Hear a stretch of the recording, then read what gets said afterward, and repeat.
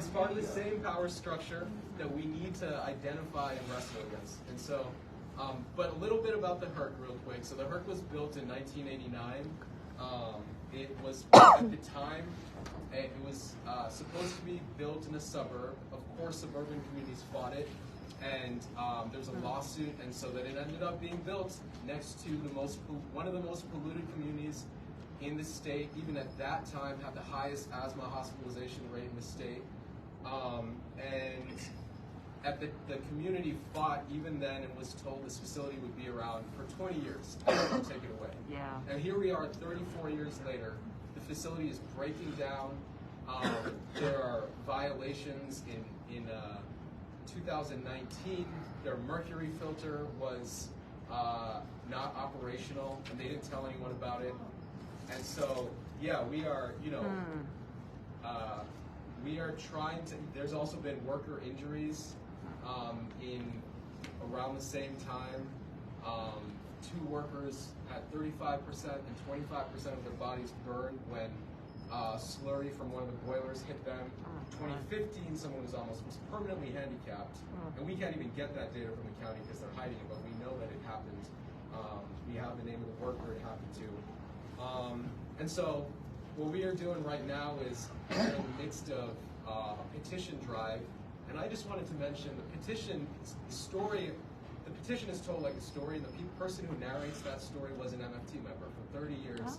Her name was Beverly Probst. She was a school nurse, and so, yeah, just a shout out to MFT, for the role we all have played already in this struggle. And I know it was important to her. And so we have, just so you know the mechanics of what's happening, we have a vote coming up in April in which we got ourselves involved after calling out the county for not having a zero waste plan. The county immediately started the zero waste planning process, of course, and really distorted and controlled it as they do. But finally admitted that the HERC is a problem for the first time, that it does actually emit pollution. We know it's one of the biggest emitters in the county, 31st biggest emitter of greenhouse gases in the state. And it's #1 in nitrogen oxides in the county, #2 in particulate matter 2.5. But if you go on the county's website, they don't admit any of this, right? So what they did was they admitted this, and then they ended by saying, "We will shut down the HERC when we reach zero waste," which is, a riddle of some Orwellian shit. And so what we are doing is causing maximum pressure on the county to shut down the HERC. Our plan is to introduce an amendment that will name a shutdown date. And so we need all the help we can over the next month and a half. Please, we're going to, I think I'll put the petition up here. If you could sign the petition before you leave. You can circulate it. Yes, we can circulate it as soon as I sit down. And we will love help calling commissioners. We're going to have in-district meetings with commissioners. So whatever help, there's already MFT members involved in this, but yes, we are in a critical period to shut down this facility. I want to say one more thing before I go, which is, I think what ties these fights together is that East Phillips and North Minneapolis are sacrifice zones. Yep. Right. They are clogged with pollution. An asphalt factory, a paper mill, a shingles factory, highways, a trash burner, and the list goes on and on and on. And when they regulate these facilities, they don't look at the cumulative impact of all these facilities. They look at each facility one by one and give an air permit based on that, which is ridiculous, which makes no sense. And this is how this imperial engine operates. It sees all things, all life, even human life, as sacrificable. Nothing is sacred.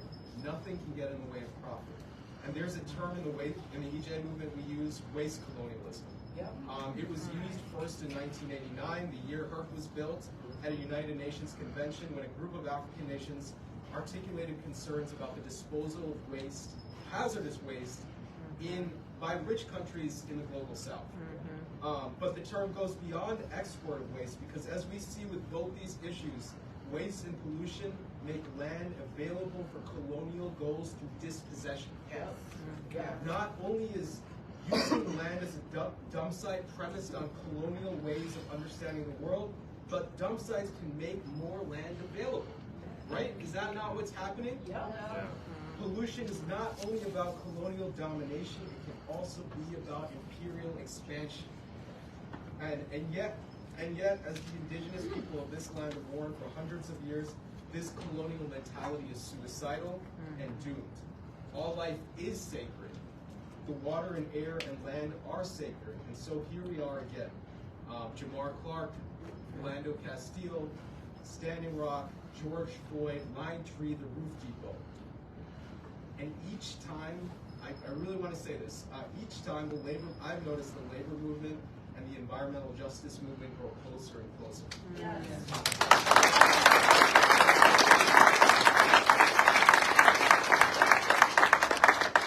Back in 2020, I joined my comrade and brother Greg here as his union led the first official climate strike in American history. And I witnessed firsthand 26 members realize the world-changing role they could play in the struggle. I also saw how your students fought and organized. The students of Minnesota Climate Strike were taught and inspired by the teachers and educators of MFT. And they made that campaign so special. And also, I just wanted to name my brother and comrade Jackson was there too. Jackson, you want to, where's Jackson? Back over there. There he is. Jackson was there too, and it helped to inspire him to join Teamsters 320 and move that union to also bargain for climate demands. And so we have a meeting coming up next Sunday, March 5th. We're going to pass around flyers. I'm gonna end right after this. And I would love for folks to join, because we're going to be talking about this waste crisis, how to shut down work, and what unions can do.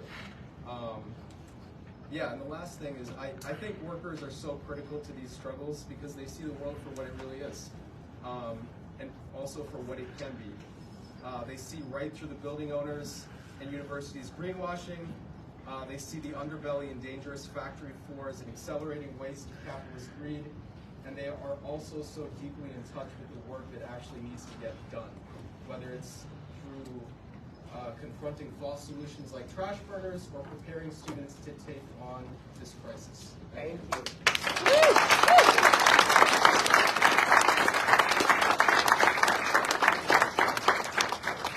Okay, first, before we move on to questions and comments, let's just give a round of applause to everybody on the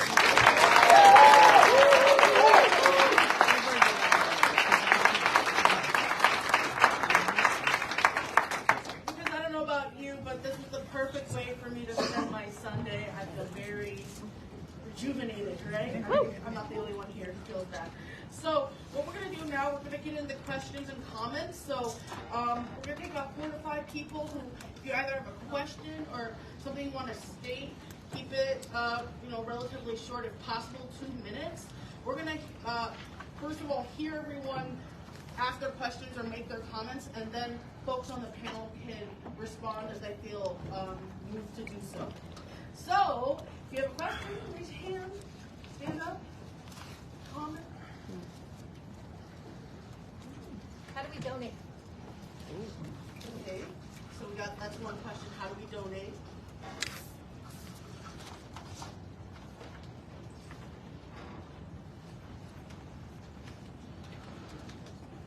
See, they laid it out so good, and you were like, "Oh, what else are we going to talk about?" No, don't be shy. Okay, well, while people are still thinking, does anyone want to speak to how to donate, how to contribute to the cause? I feel like Delaney can do that. Oh. Well, I'm feeling a little awkward about doing this just because, who to donate to, and I guess we're here for FD. Okay, thank you.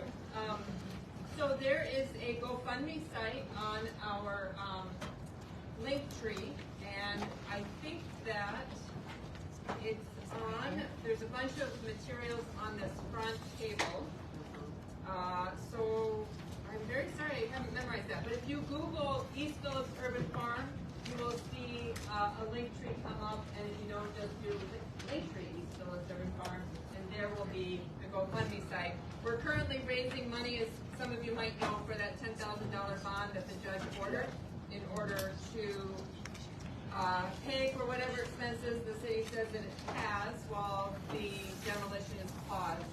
So donations are appreciated. Thank you for that question. Thank you. Any other thoughts or questions? Yes. Who are some other people other than our elected representatives, like in the state, House, and Senate, that we can contact and urge to take a stand on this issue, or even just pressure in any way? Like, for example, the public works department in Minneapolis. Is there any way that we can talk to them directly and meet with them on this issue? So to kind of give a quick summation, if you can tell me if I'm correct, the question is, what are the other power players where people can put pressure on besides legislators?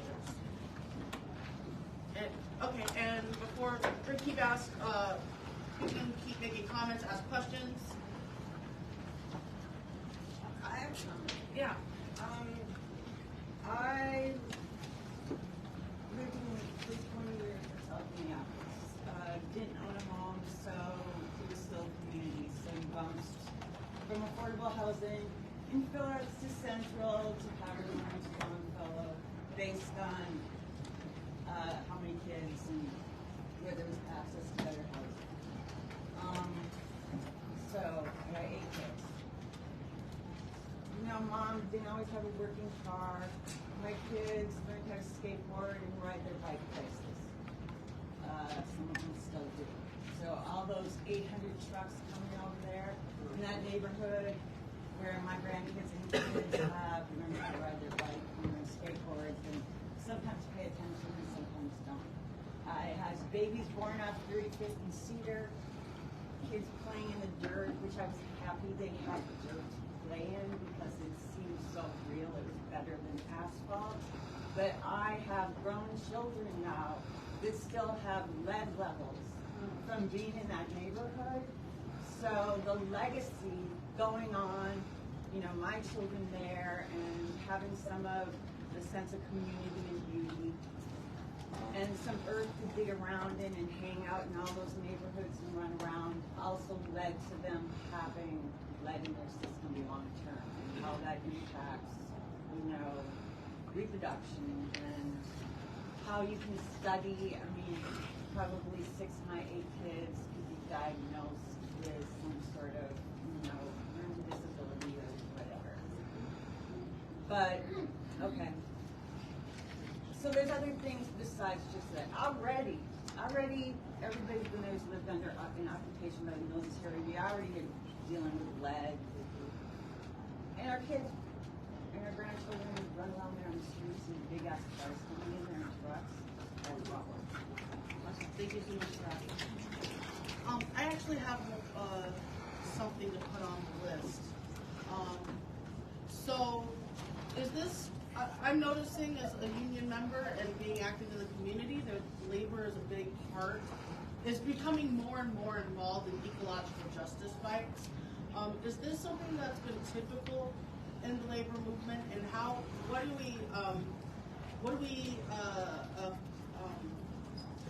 what is it that's caused these changes if it isn't something that's usually typical? I'm going to add, just thinking beautifully what you put, because I think this is going to be a necessary point of our fight. Revolutionary discipline. The ruling class, the people that I named earlier, and as Marsha highlighted, is itching to do anything possible to discredit and undermine our movements.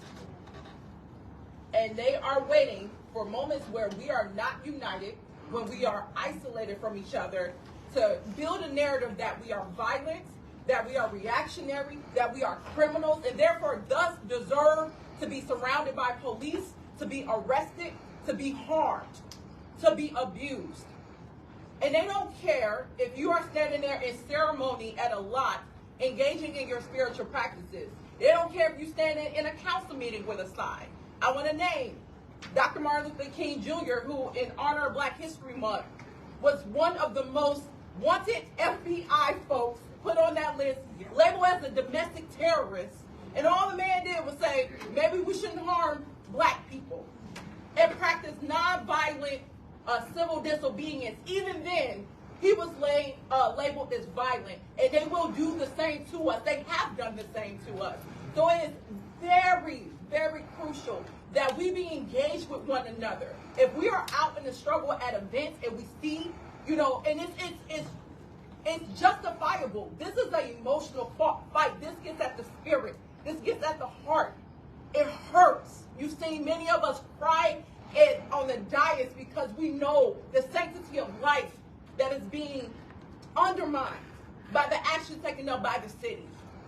And they want to have us operate from an emotional stance to discredit the entire movement. So if you are seeing someone who is in that emotional state, go and wrap your arms around them. Bring them to the side. Let them be calm. Be a refuge for them. Let's correct one another, because we have to be united in this. Because they want to build a narrative off of action of one or two folks who are in an emotional state to say that we deserve the abuse that they are imposing on us, and we cannot let that happen. So I want to just emphasize the need and the importance of discipline in our movements as we proceed. Thank you.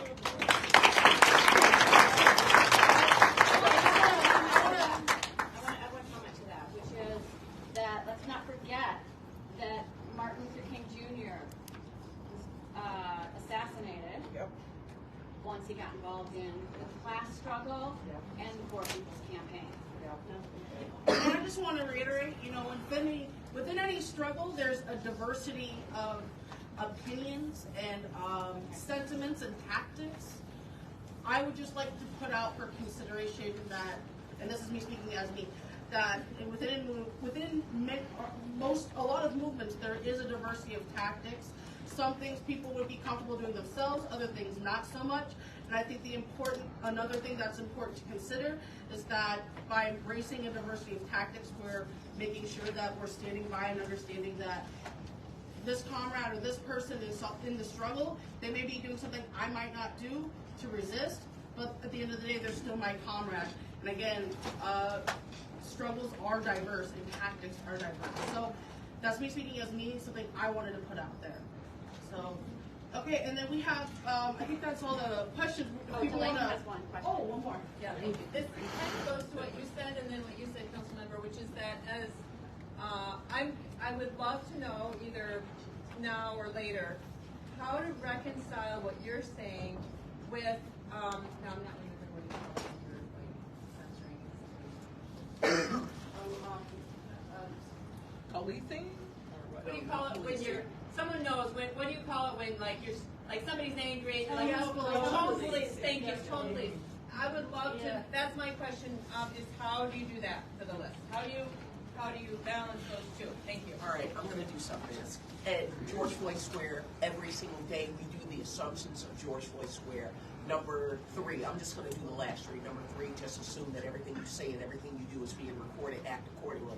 Number 4 is to always assume that not everybody has your idea of liberation in mind, act accordingly, okay? Number 5 is to assume that everybody in the movement space is a little crazy. You have to be crazy to think you can take on the state and win, all right? And grief and pain and thwarted expectations can come out sideways, so we need to be gentle with each other so we can stay dangerous together, right? Right? With that being said, that does not mean we bad jacket and tone police, but that does mean that we provide succor and a place to land for our comrades, right? Whether I know you or not, if we're on the same side, and I presume that we're on the same side, then being able to be a refuge in that moment with the understanding that the fight will continue, But not everybody's in the front line all the time. Some of us stay in garrison for a while. We recoup, get some R&R, and come back out there. So if you see somebody out there and they're acting in a way that you're like, this might be detrimental to the movement, you can go aside and say, hey, let's talk for a second, and be with that person. But that does not mean that you are saying they are wrong, or that you are the tone police or any type of police with that person. But I need to be clear. Not all your skin folk are your kin folk, all right? And not everybody who's on your side of the barricade are one of you. Because right now, I'm seeing, listen.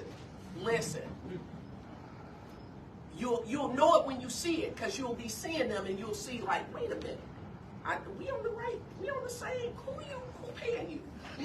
Who paying you? And I'm serious as a heart attack. Hey, truthout.org has already done something. Y'all can look at Alphabet Board. Hey, I'm on 38. I already know. Yeah, smells like pig. Like, seriously, I've seen it. I've seen it.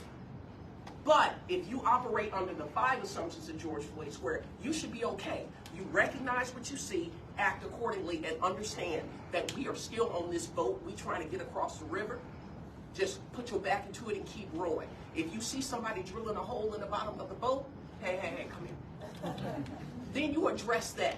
But everybody else, keep rowing. We got some place to go when it comes to this environment. We got some place to go when it comes to climate. We got some place to go when it comes to our neighborhoods and keeping our kids, our families, and our children's children safe. And so do not get distracted. Do not get distracted. It is time to work. We need to talk. Okay. Awesome. And No, quick comment, but you're good. yeah. These are comments. Comments. These are good? Okay, two good comments. The first is, I'll be quick. To the question of who do we target, a great strategist, who I'm not going to name in case he doesn't want to be named, recently talked about how Minneapolis is trying to recruit talent to the cities. And they want to paint themselves as a progressive, wonderful place to live. And in fact, if you go to the website, Minneapolis.org, you will see how they paint what a lovely place this is for African Americans. You've got to go visit that site, I swear you do. Minneapolis.org, go look at it, it's crazy. We are trying to look at how we can counter this narrative. And there's a great piece, I think it's in MinPost, but I'm not sure, written by Maxine Rowan, that really talks about how this is not that. We are not who we say we are. And so the more we can get that out, that Minneapolis is not this great white city on a hill, maybe it is, that we take out that narrative. And as to lead, I just want to say lead, oh my gosh, like there are studies that show that 20 years after, or 17 or 15 years after lead exposure, in a neighborhood, the crime rate goes up.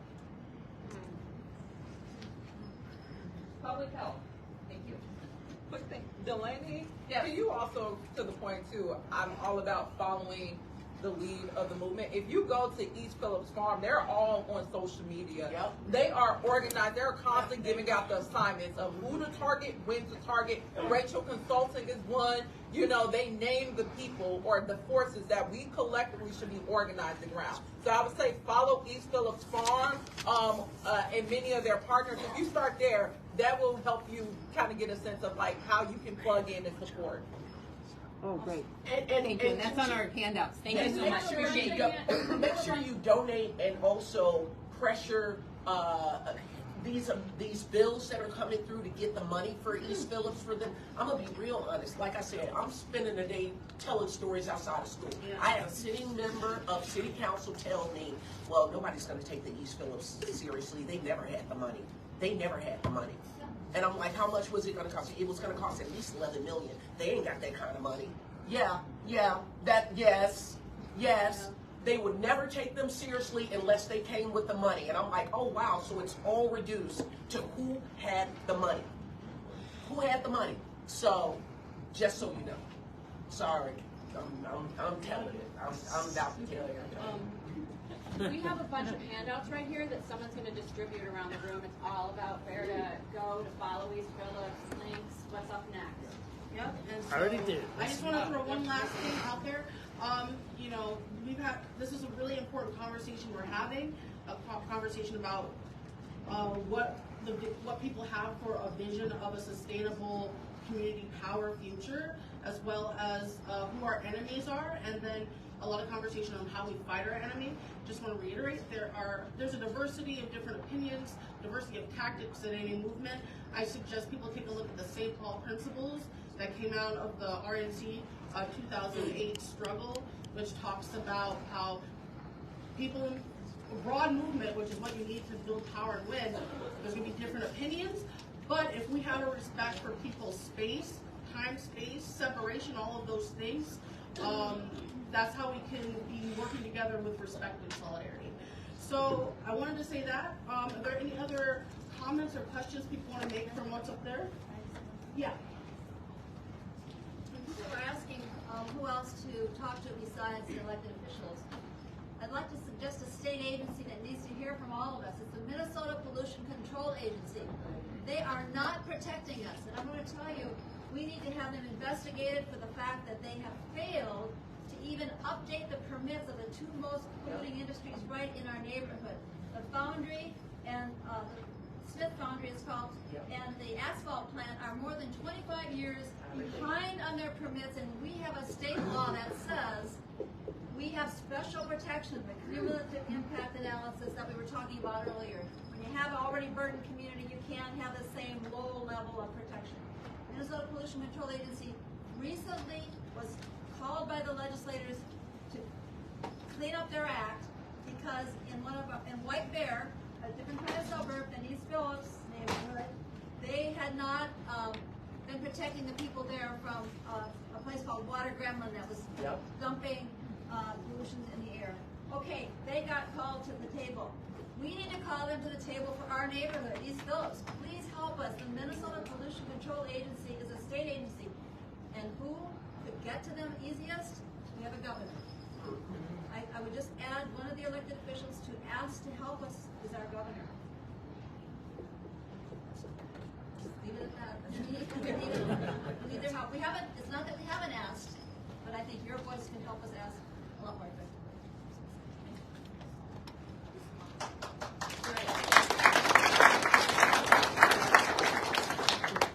So we can have one more comment? No more comments. No more? This says we're done. So No, now we're having, if the panelists would like to respond. Yeah. Which they've been doing, yeah.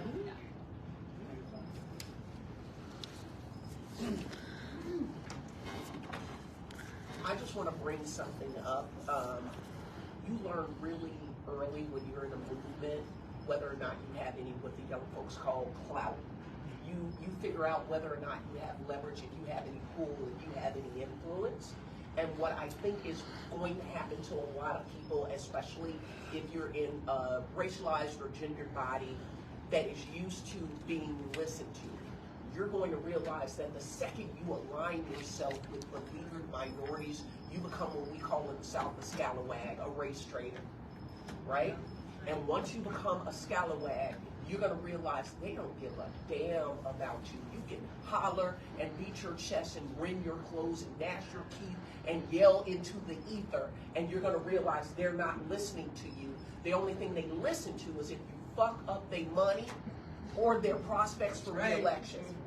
A protest ain't a protest unless you fuck up somebody's day, all right? Now let me talk to you though.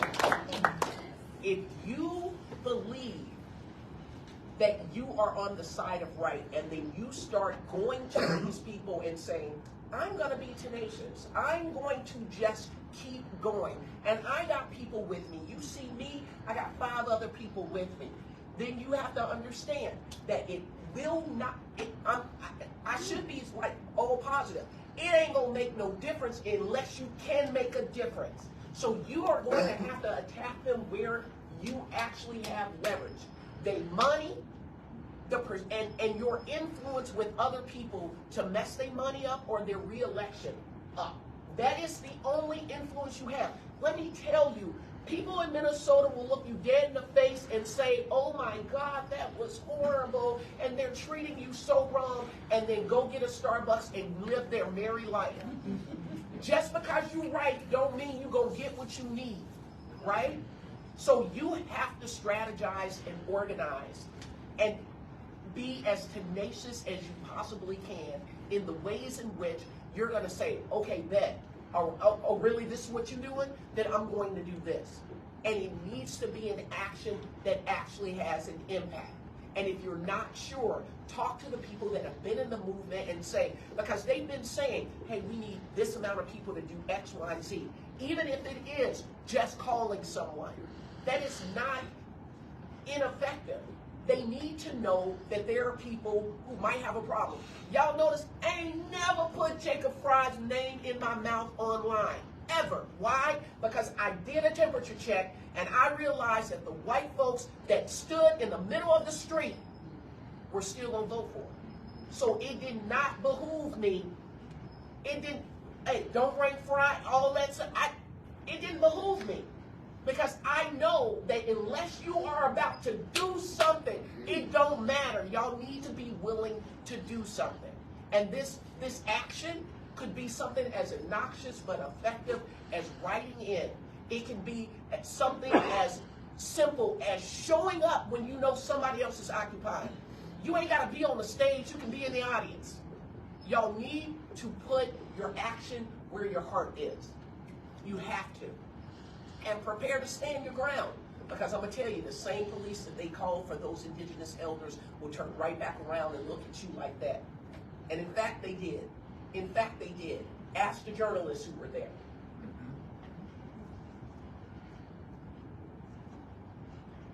I'm in my feelings because I have to leave here. There's a protest for years young in St. Paul. There's the block party for this.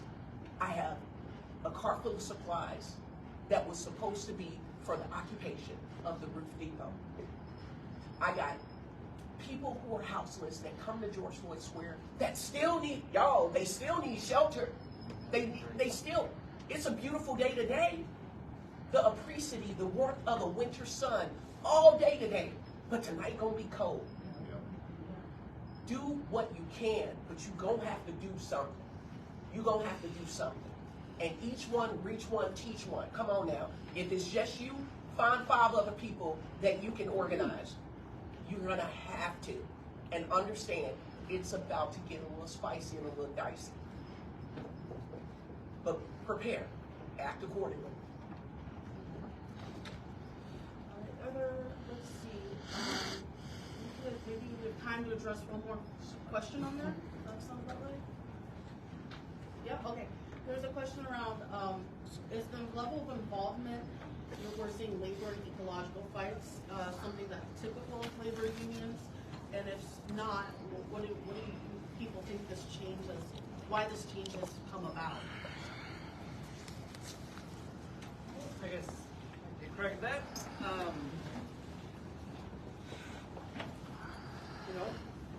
It's complicated. There's a lot of contradictions. I believe that there are 2 different tendencies in our labor movement right now. And one is a tendency that thinks about labor as a narrow club, right? If you are a dues payer, the union's job is to advocate for your rights at work.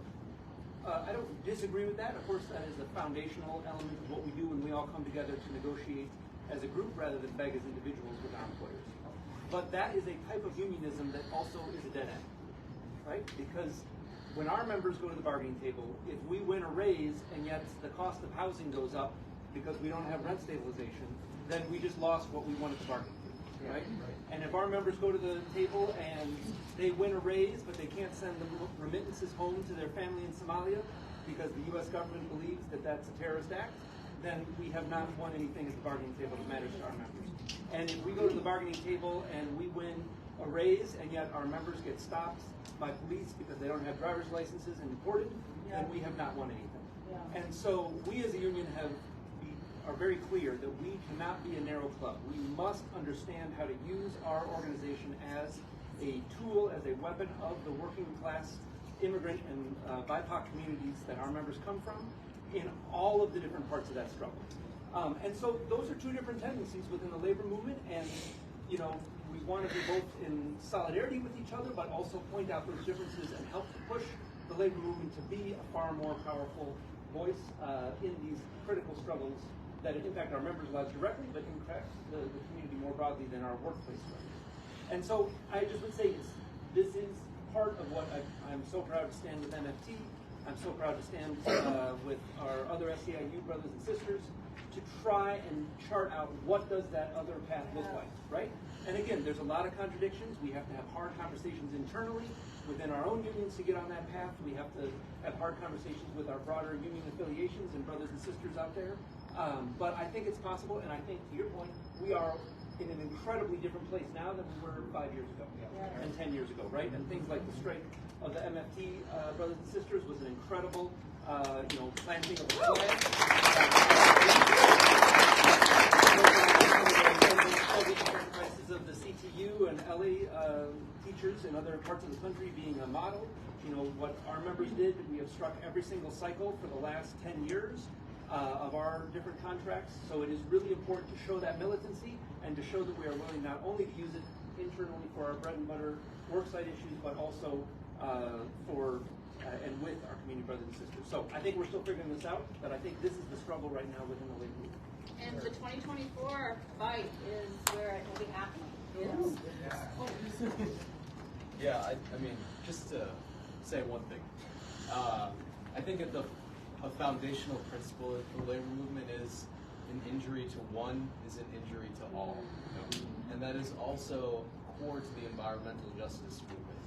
That all life is sacred. Those things together, I think there's so much resonance between them, and I in the heart of the empire, the labor movement has a hard time. Yes. But I see it growing in watching CTU, watching this own city, just like more and more and more powerful to recognize that. So, Okay, just a quick other thing about intersectionality, and Mr. I hope you won't mind if I upload some of the work that you have been involved in with the Frontline Communities Protection Act, which really goes towards a lot of, the cumulative impacts that Karen mentioned in that area, but this would be statewide, and I know you've been working on this for a really long time, would impact so many communities, but basically it would say that cumulative impacts have to be taken into consideration anytime the MPCA issues a permit to pollute. Rather than, and I forget who said it, we're just looking at this or this or this or this. And Karen's comment about the MPCA, I could not agree more. They take what the polluters say is their pollution, not what actually is their pollution. In East Phillips, I know one thing that we're going to be working on together is working on air monitors, so we actually can measure, like, what is the impact, what is the pollution in the neighborhood. I don't know why cumulative impacts is such like this rocket science of like all these models and things, and that's why Bituminous has been, their 5-year permit was issued in 1992, but they've been working on these models. Just put air monitors in the neighborhood and you'll see it's way over threshold. Anyway, the FPC, if you would like more information about some efforts to really call the MPCA to protect us, East Phillips, all of us, North Minneapolis, I will put my email address. I can connect you with some other things regarding that. Email address is DelaneyRussellMN@gmail.com, and I'll put it up there if you would like. And I think probably you'll get some information from this year if you sign that petition, I'm hoping, because it's so important. I don't know if that... Yeah, no, it's the governors, they are aware of this problem. The governor's trying to look at, and so is the Pollution Control Agency. And so one of the things we're fighting for is that when they, right now, where it's said is they agree when they grant new permits to new facilities, they should not be building new facilities in overburdened communities. That's where they're at. They're even trying to twist that. But what we're fighting for is they should not even re-permit existing facilities like Bituminous, like the HERC, etc. And that's going to be a fight. So, not to end on such a legislative note, but well, let's have one more round of applause for.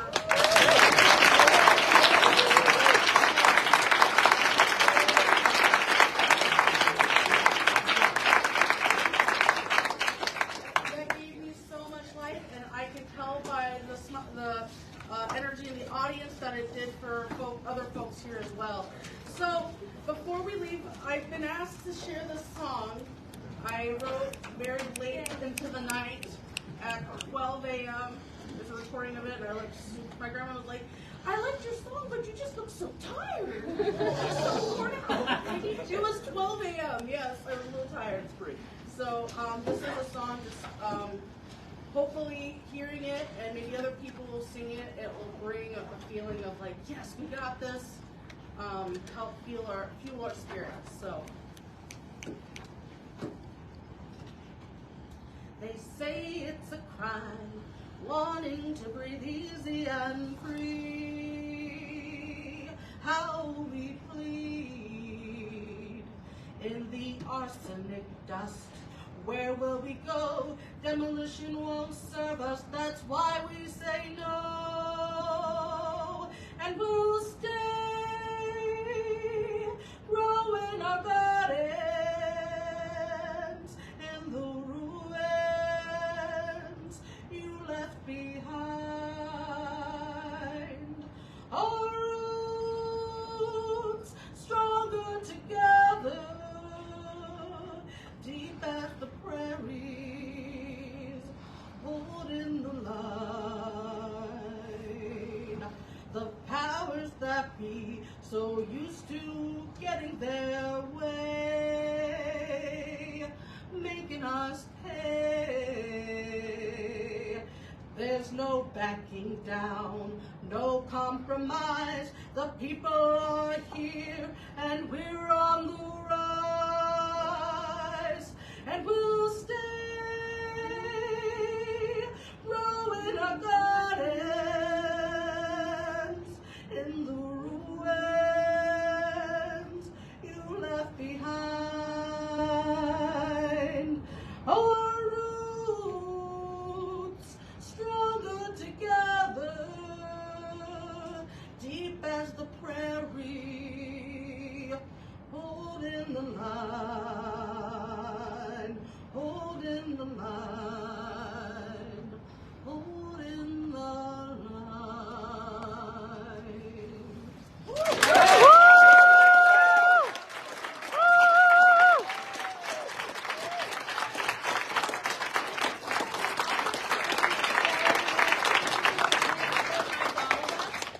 Can we sing that refrain a couple of times? All of us will stay. Lord, we're doing this together. Well, I think Reggie said something about us leaving. oh, we gotta leave? Yeah. Oh, yeah, we gotta go. You gotta go. All right, so there is the block party coming up.